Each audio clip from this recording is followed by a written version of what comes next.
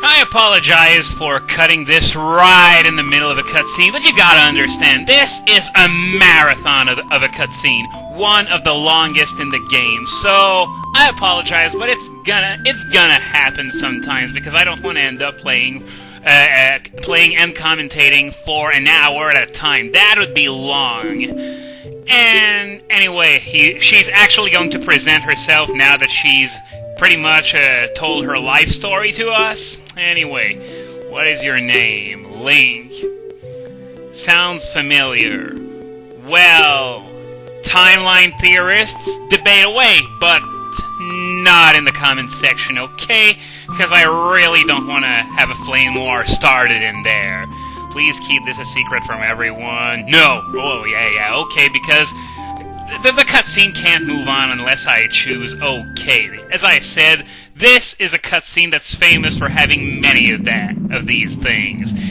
Anyway, Zelda is going to resume the story of the origins of Hyrule where the Deku Tree left off.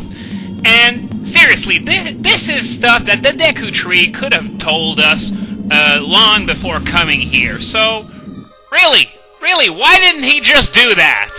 Because as it is, it's just annoying having the game tell you the same thing over and over again. Anyway, what we're learning here is that whoever gets his hands on the Triforce gets to make a wish, and if whoever makes a wish is good, the world is going to become a paradise, and if the person who makes the wish is bad, well, Hyrule is going to become hell. But, yeah, the sages built the Temple of Time to prevent evil ones from ever gaining access to the Triforce. So, we need 5 keys in order to be able to enter the Door of Time and obtain the Triforce. We need the 3 spiritual stones, the Ocarina of Time, and the Song of Time. Now, the Ocarina of Time, as I said, isn't the Ocarina that Saria gave us earlier. We're going to get it later on, as Zelda's repeating what I just said. But while she's doing that, I want to point out that, the settings that I tried to improve the quality of the text in parts 3 and 4 didn't work so well. In fact, I'd say it even backfired by making the consumable items count look like junk. So now I'm back with the settings that I used for the first 2 parts. Anyway, the dark clouds from Zelda's dream, she thinks they represent that man over there through the window. 2 guesses who it is, and the first one doesn't count. Yep, it's Ganondorf. And as Zelda is going to explain to us, the king actually trusts Ganondorf. Really? I mean, Jesus, just look at him! Would you trust a guy with that kind of face? He's the leader of a band of thieves on top of that! But he decides to be chummy with Ganondorf. Worst king ever. If he had just 2 brain cells to rub together, maybe he'd do something about it, and then he wouldn't need to reincarnate into a freaking sailboat that sounds like Sean Connery. And yes, I know there's no proof that this is actually Daphnis No Hansen Hyrule, but it's still fun to pretend, at least. Well, yeah, Ganondorf is evil, yes, we know. Are you still in that drinking game, by the way? If so, you must be getting pretty drunk by now, huh? And we're only in the 5th episode. Yeah, now Zelda knows exactly what Ganondorf is after, despite, well, I don't know how she does, but well, she had a dream in a video game, and we all know what that entails. And yes, another choice that we have no choice but to answer yes to. But I guess I gotta give Zelda some credit for being smarter than Daddy Daphnis. And now, basically she's going to be sending us on a wild goose chase for the remaining 2 spiritual stones. And yeah, she's going to take care of the Ocarina of Time. And as we all know, she's going to fail miserably, and the Ocarina of Time is going to end up in our hands. Else it wouldn't make sense if the game was called the Ocarina of Time.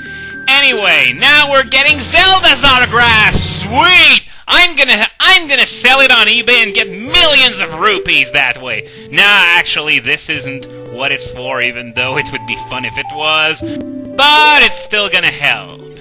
Anyway, Zelda here is telling me that her attendant will guide me out of the castle. But first, okay, that woman over there is Zelda's attendant, but first, what you want to do, you want to pull out your slingshot and shoot at this window, and yeah, 20 rupees! By the way, there were pictures of Mario characters in that room, if you haven't noticed. And on the other side, if you shoot that window, there's a guard that comes, "Hey you, don't cause any trouble!" and throws a bomb. But it takes so much time to detonate that you can just avoid it. Anyway, this woman here, because yes, it's a woman, is Impa, Zelda's nanny, I guess, because as we're going to learn, the Sheikah are a race of ninjas, but they have nothing better to do than play babysitter all day. Yep, ninja babysitters! I wish that existed in the real world. Oh, and Impa was actually in Zelda's dream. Aw, how cute! Anyway, she's going to play the same role here as she did in the dream. That is, she's going to teach us a new Ocarina song, the first one in the game. There's mysterious power in these notes. Remember that, because we're going to be playing it a lot.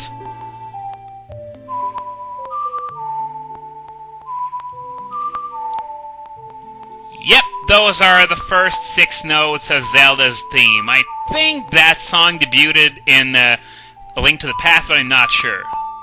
Please no misfire. Alright, we got it right on our first try.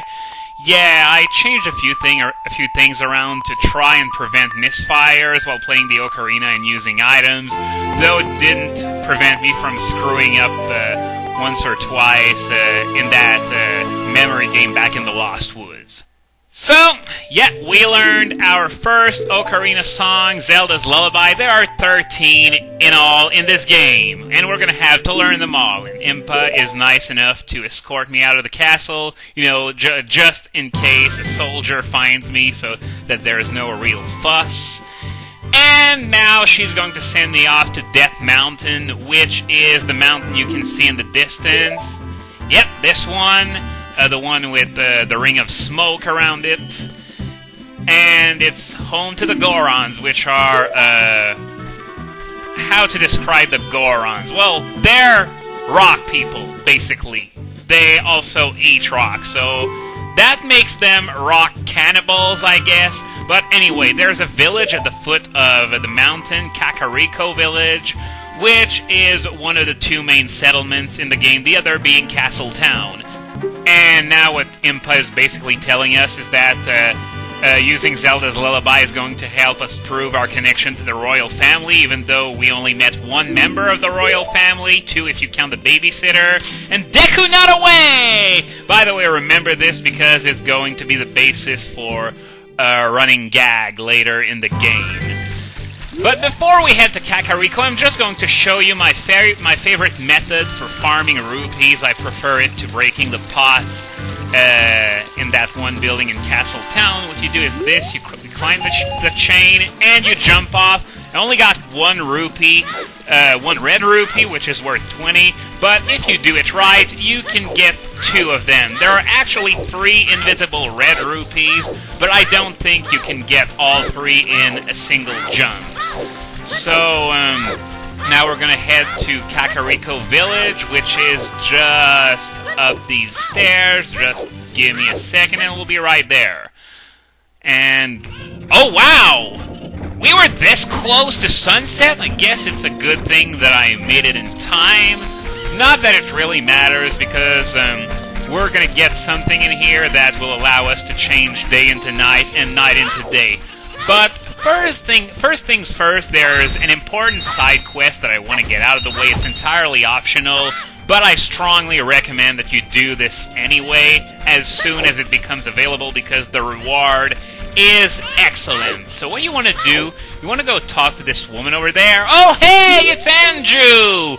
Yeah, I know, it's not really Anju since we're not in Termina, but still, I'm going to call her Anju because she has no name in this game.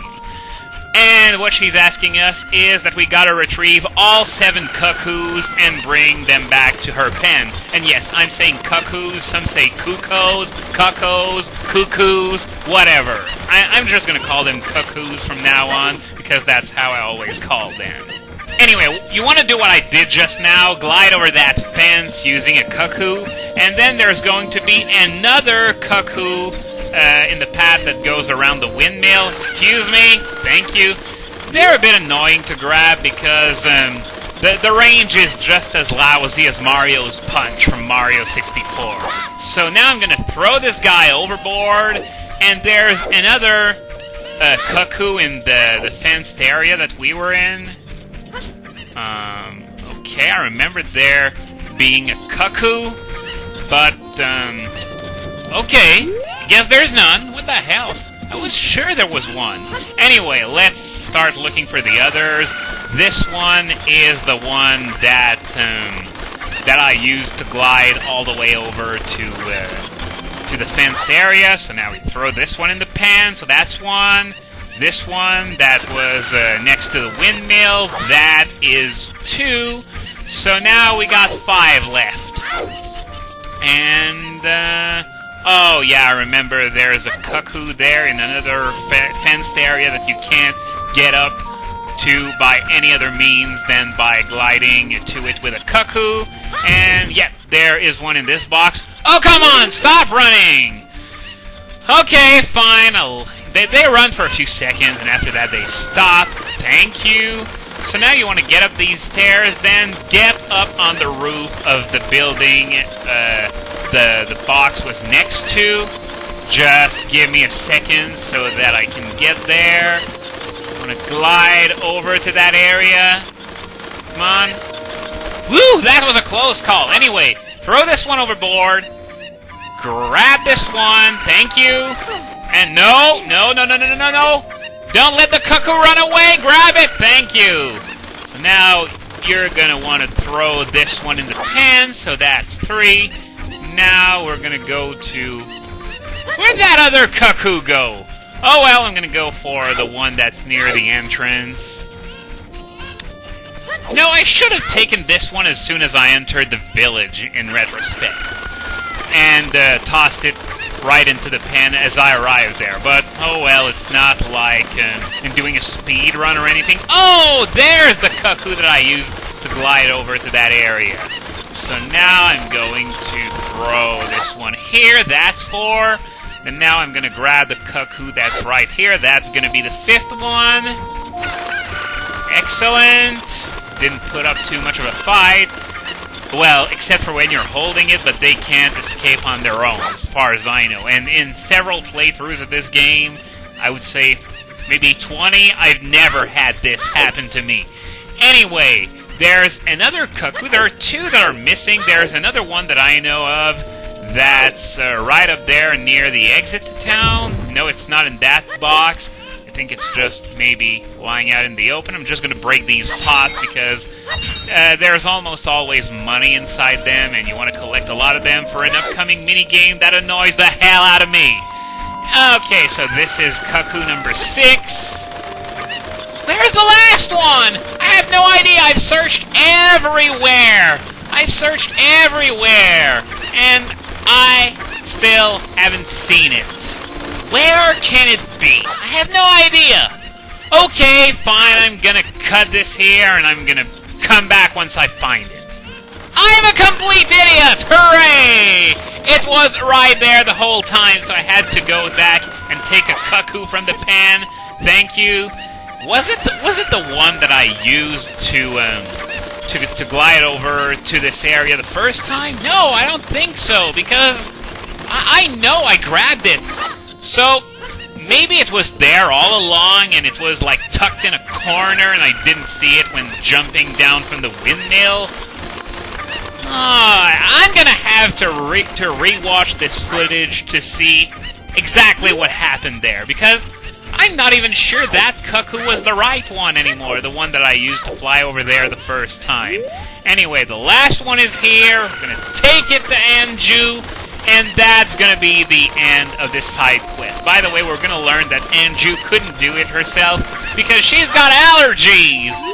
Yeah, she takes care of Cuccos, but she's allergic to the Cuccos. Way to choose your career, girl. Maybe there's no hope for Hyrule after all.